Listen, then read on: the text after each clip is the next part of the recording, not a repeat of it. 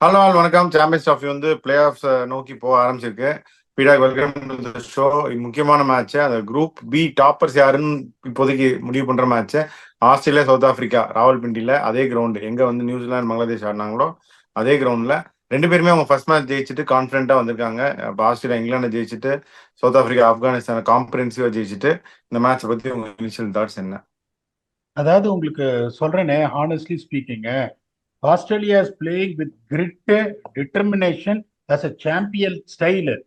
இப்ப South Africa பாத்தீங்கன்னா, நான் ஒரு hard core South African supporter எப்பவுமே சொல்லுவேன். ஆனா உங்களுக்கு நீங்க பாத்தீங்கன்னா, இந்த 107 run margin might be convincing against Afghanistan. But Australia beating England, I would rather rate it more an achievement considering the team what they had. அப்படிங்கும் போது பெருசா நான் வந்து I won't get excited that south Africa beaten Afghanistan. ஏன்னா இந்த பிக்சர்ஸ்ல unfortunately அவங்க போடுற speed, அந்த ஸ்பின்னர்ஸ் வந்து பெருசா வந்துட்டு அந்த அளவுக்கு இம்பாக்ட் இருக்காது. Even though they got the best spin attack, second best but spin இருந்தாலும் அட்டாக். பயந்தீங்க நீங்களும், எல்லாரும் யாரையாச்சும் சம்பவம் பண்ணிடுவாங்கன்னு எதிர்பார்த்தது. ஆனா கன்வின்சிங்கா ஜெயிச்சிட்டாங்க. பின்னாடி எங்க ஆளுங்களோட பத்தின பின்னாடி போறது, அந்த மிடில்டன் வந்து ஒரு செம ஸ்டார்ட் கொடுத்துட்டாரு உங்களுக்கு. அவர் கொடுத்த ஸ்டார்ட்டுக்கு எவ்வளவு போயிருக்கணும்? 350 போயிருக்கணும். அதுக்கப்புறம் கஷ்டப்பட்டு ஆடினாங்க. எத்துலயும் பெருசா ரன் வரல. 315ங்கிறது அங்க உங்களுக்கு பாத்தீங்கன்னா, இப்ப நம்ம சொல்றதை விட என்ன ஒரு 10-15 ரன் ஆவரேஜ் வின்னிங் ஸ்கோர் மேல அடிச்சாங்க. We always reflected 280. Pakistan Afghanistan ரெண்டு டீம், பங்களாதேஷையும் அதுல சேர்த்துக்கோங்க. 280 ரன் நீங்க அடிச்சீங்கன்னா it is very difficult for them the kind of batting line up what they had. அவங்க 315 அடிச்ச உடனே மேட்ச் முடிஞ்சு போயிடுச்சு. அந்த இது அவங்க தைரியமா டாஸ் வின் பண்ணாங்க. இந்த கமெண்டேட்டர்ஸ் எக்ஸ்பர்ட்ஸ்ல வர குழப்பினாங்க. பிச்சில் கிராஸ் இருக்கு, சி மூவ்மெண்ட் இருக்கு, போலிங் போடணும்னு. தப்பி தவறி போலிங் போட்டு அவங்க 280 ரன் அடிச்சிருந்தாங்கன்னா இந்த ரிசல்ட் வராம இருந்திருக்கலாம். போது honestly speaking, that is where we are all about. Australia's victory against England is better than South Africa beating Afghanistan, even though the margin is more. இப்ப வந்துட்டு நம்ம சொன்னோம், வந்து கிரவுண்ட்ல வந்துட்டு batting first 278, batting second 268 average score அப்படின்னு. இப்ப உங்களுக்கு பாத்தீங்கன்னா இந்த பங்களாதேஷும் நியூசிலாந்து மேட்சும் எப்படி போச்சு அப்படின்னு நீங்க பாத்தீங்க. இங்க அந்த மொமெண்டம் வந்து எடுக்கணும், மொமெண்டம் விடவே கூடாதுன்னு சொன்னோம். 10 ஓவர்ல 58 ஃபார் 1 பங்களாதேஷ், நம்ம சொன்னது 60 ஃபார் 1. ஆனா என்ன சொன்னோம், அந்த 10 to 20 திருப்பி ஒரு உங்களுக்கு 55 to 60 ஃபார் 1, 21 to 20, 40 திருப்பியும் ஒரு 6 ரன்ஸ் ஓவர். அந்த த்ரஸ்ட் வந்துனே இருக்கணும்னு சொன்னோம். பட் அன்பார்ச்சுனேட்லி என்ன குட் பிட்ச். இவங்க பாகிஸ்தான்ல ஒன்னே ஒன்று தெரிஞ்சுக்கோங்க, நிறைய பேர் வந்து அந்த கன்ஃபியூஷன்ல இருக்காங்க. நல்ல வாண்டரஸ் மாதிரி பால், பெங்களூர் மாதிரி வான்கடை மாதிரி ஸ்கிட்டாக, அது கொஞ்சம் ஸ்லோவா இருக்கும் பாகிஸ்தான்ல பிச்சு. அதை அட்ஜஸ்ட் பண்ணி ஆடணும். ஆனா உங்களுக்கு நல்லா இருக்கும் பேட்டிங் ஆடுறதுக்கு. பியூட்டிஃபுல்லா பங்களாதேஷ் ஸ்டார்ட் பண்ணிட்டு அந்த மொமெண்டம் வந்து அந்த செகண்ட் இதுல விட்டுட்டாங்க 39 ஃபார் 1. அதுக்கப்புறம் அவங்க ரெக்கவரே ஆகல அன்பார்ச்சுனேட்லி. இவங்களும் பாத்தீங்கன்னா ஒரு 58 ஃபார் 2 வந்துட்டு ஓ 2 விக்கெட் போயிடுச்சுன்னு சொல்லிட்டு அப்படியே ஸ்லோவா அடுத்த 10 ஓவர் ஆட்டு அப்புறம் பியூட்டிஃபுல்லா ஆடினாங்க. இந்த பிச்சில் two heavy weights are clashing. Australia பியூட்டிஃபுல்லா ஒரு ஸ்ட்ராட்டஜி பண்ணாங்க. நம்ம ஆரோன் ஹார்டி ஆடுவோம்னு சொன்னோம், but expected Carey to play. அவங்க என்ன பண்ணாங்க, பரவாயில்ல எனக்கு ஆரோன் ஹார்டி இல்லைனாலும் பரவாயில்லன்னு சொல்லி மார்னாஸ்ல கொண்டாந்துட்டு அவங்க மேக்ஸ்வெல்ல நம்பர் 7க்கு தரலாங்க. That was an extraordinary strategy considering எனக்கு 25 ரன் கூட போனாலும் I will have a batting depth. நிறைய பேர் இந்த பென் டார்ஷுவஸ் ஆடி பார்த்தது இல்லை, பெரிய சிக்ஸ் அடிப்பார் அவரு. அதனால they did the right thing. Australia tick their boxes when it comes to selecting playing 11. So இங்க நீங்க வந்து even though we are saying but that one, Sean அபாட்டே வெளியே உட்காந்துருக்காரு, அது ஓகேவா? சார் இப்போ நான் எப்படி லைக் யோசிக்கிறேன்னா, ஃபார் லைக் கமெண்ட்ஸ்னாங்க.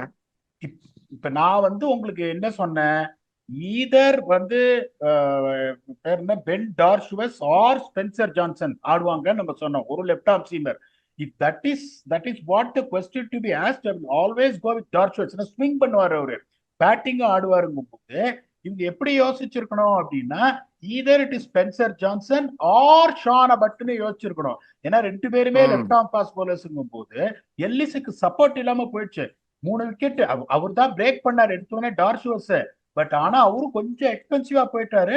எல்லிஸ் பிரில்லியண்டா போட்டார். Best for Australia on the day in that கட்டாந்தர pitch where 350, 350, 700 run score was Ellis was an absolute stand out. So நான் எப்படி யோசிப்பேன்னா, இவரும் கொஞ்சம் ஹார்ட் லென்ஸ் இந்த ஸ்லோவர் பவுன்சர்ஸ் எல்லாம் போடுவாரு. ஸ்பென்சர் ஜான்சன் பதில் அவரை கொண்டு வரலாமா, இவரும் பெரிய சிக்ஸ் அடிப்பாரு ஷான பட். ஆனா அவங்க அதை பண்ண மாட்டாங்க. they will go with the same playing 11. So இங்கே உங்களுக்கு இந்த தியரி வந்து ரொம்ப சொல்லிட்டோம். இங்க அடிச்சுட்டே இருக்கணும். 10 ஓவர்ல 60, 20 ஓவர்ல 120, 40 ஓவர்ல 240, அதுக்கப்புறம் 10 ஓவரை வச்சு ஒரு புழி புழிஞ்சிட்டோம்.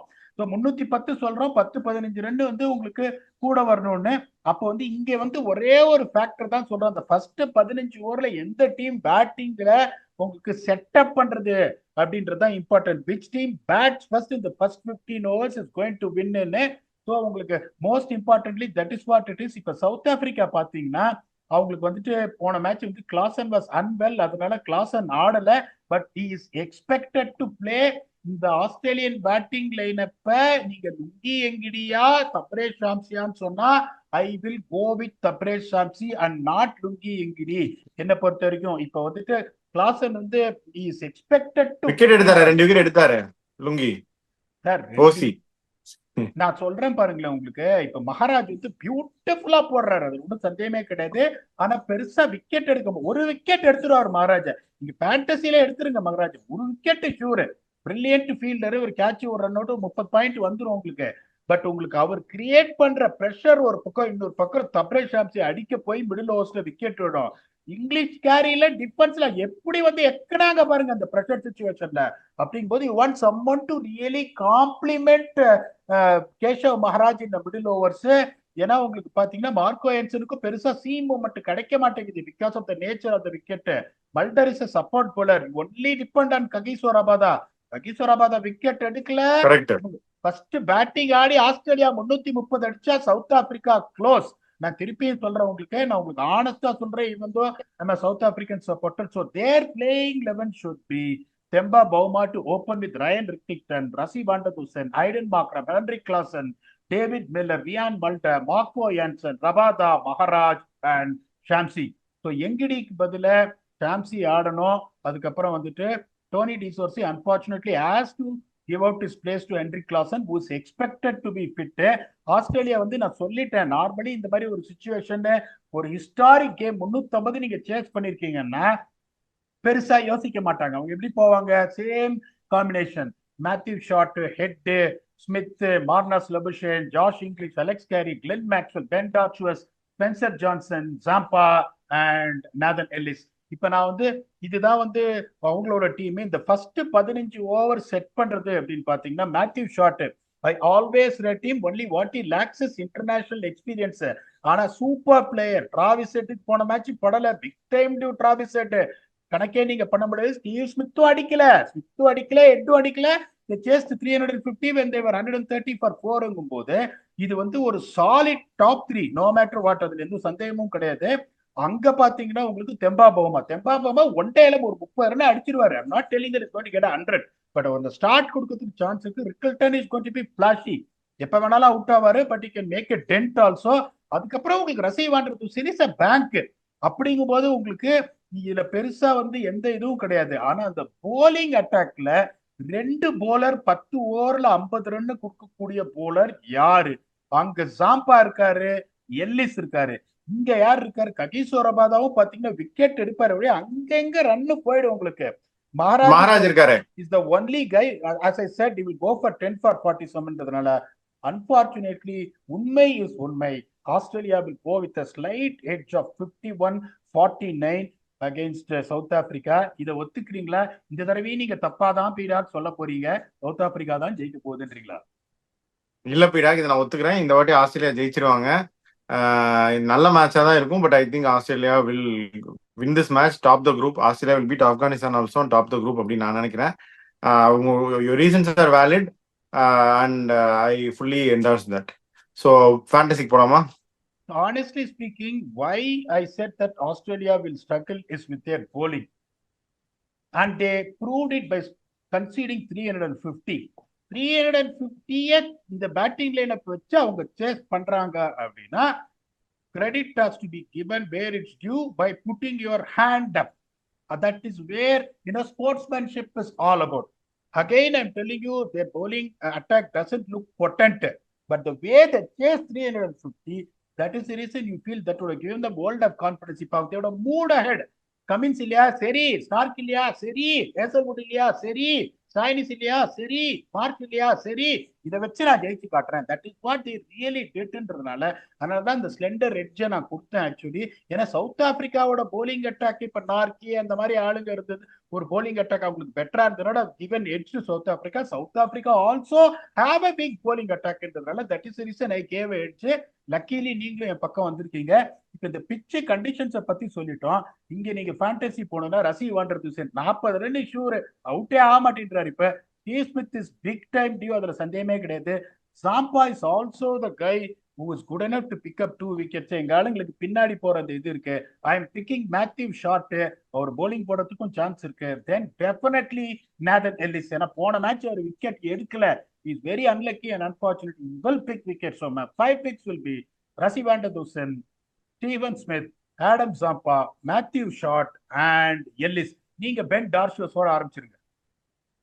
ஓகே, நீங்க இவ்வளவு சொல்லிட்டீங்க. பென் டார்ஷியஸ் எடுத்துருவோம். நீங்க இந்த 6 அடிப்பாருன்னு சொல்றீங்க. போன மேட்ச் வேற 3 விக்கெட். ஸோ டார்ஷியஸ் என்னோட ஃபர்ஸ்ட் பிக்கு. மார்க்கோ யான்சன் எடுக்கலாம். அவரும் வந்து போன மேட்ச் 1 விக்கெட் தான் எடுத்தாரு, பட் அப் ஃப்ரண்ட் ஸ்ட்ரைக் பண்ணுவாரு, plus lower order vital runs contribute பண்ணுவாரு. So Marco Jansen, Ben Dwarshuis, Josh Inglis extraordinary ஃபார்ம்ல இருக்காரு, அவர் கண்டிப்பா விட மாட்டேன். டிராவிஸ் ஹெட் நீங்க எடுத்துட்டீங்களா? ஷார்ட் தானே எடுத்தீங்க. டிராவிஸ் ஹெட் சம்பவம் பண்ணுவாரோ அப்படின்னு எனக்கு தோணுது. ஸோ டிராவிஸ் ஹெட்டையும் நான் எடுக்கிறேன். அதுக்கப்புறமா எல்லிஸ் நீங்க எடுத்துட்டீங்க இல்லையா? எல்லிஸ் ஜாம்பா 2 எடுத்துட்டீங்க. ஓகே, ஏடன் மார்க்ரம் எடுக்கணும் அப்படின்னு எனக்கு தோணுது. பீடா பாப்பா என்ன ஆகுது அப்படின்னு சொல்லிட்டு. ஸோ பவுலிங்கும் போடுவார் அவரு. ஸோ இதான் என்னோட picks. Aiden Markram, Travis Head, Marco Jansen, Ben Dwarshuis and Josh Inglis. So எல்லாரும் பெர்ஃபார்ம் பண்ணுவாங்க, ஆஸ்திரேலியாவும் ஜெயிப்பாங்க அப்படின்னு நான் சொல்றேன். நீங்களும் வந்து கண்டிஷன்ஸ், பிளேயிங் 11, ஃபேண்டசி பிக்ஸ் எல்லாம் கொடுத்துட்டீங்க. இந்த மேட்சை பத்தி உங்க ஃபைனல் தாட்ஸ் என்ன? இப்போ ரொம்ப சிம்பிள் உங்களுக்கு. இப்போ நீங்க சொல்றது கரெக்ட். இப்ப இந்த மேட்சை ஜெயிக்கிறவங்க வந்து probably will top the group சொல்றீங்க. I beg to differ. ஏன்னா South Africa beats Australia and then they suffer a massive defeat against England அப்படின்னு வச்சுக்கோங்க. Okay, England is expected to beat Afghanistan. And if England beat South Africa அதெல்லாம் scenario ஸ்பீடா, அதெல்லாம் நடக்க வாய்ப்பு இருக்கு. நான் எனக்கு தோன்றதை சொல்றேன். இதை ஜெயிக்கிறவங்க குரூப்பை டாப் பண்ணிடுவாங்க, 2க்கு 2 ஜெயிச்சுட்டு கான்ஃபிடென்ட்டா இருப்பாங்கன்னு சொல்றேன். ஆஸ்திரேலியா ஜெயிச்சுட்டா நீங்க சொல்றது 100% ஷூர்.